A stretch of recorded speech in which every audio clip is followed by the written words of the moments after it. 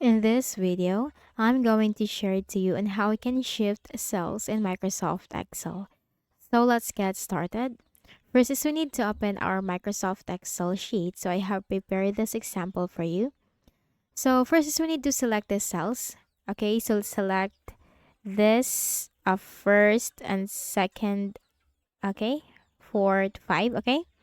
So you have to basically select the cells first. You just need to drag the cursor to select the cells that you want to shift, okay? Or do the process. And then we just need to simply look at the ribbon at the top.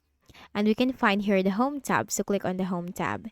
Now you'll find cells. You have the options insert, delete, and format. You have here insert. This is add a new cells, rows, or columns to your workbook. Now click on the drop down. And here you'll find insert cells. Click on that. And you have here shift cells to the right or shift cells down. So it's up to you on how you would want to shift your cells. It could be on the right or down. So let's go with right and click on OK. And that's it. Okay. Now let's try with one example. Select the cells and then we're going to click on the home tab. Click on the insert.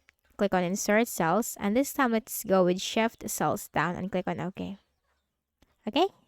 So that's it. That's how you can easily shift cells in Microsoft Excel. So I hope this video helped you. Kindly please do not forget to hit the like button and subscribe to this YouTube channel for more tutorials like this. Thank you for watching.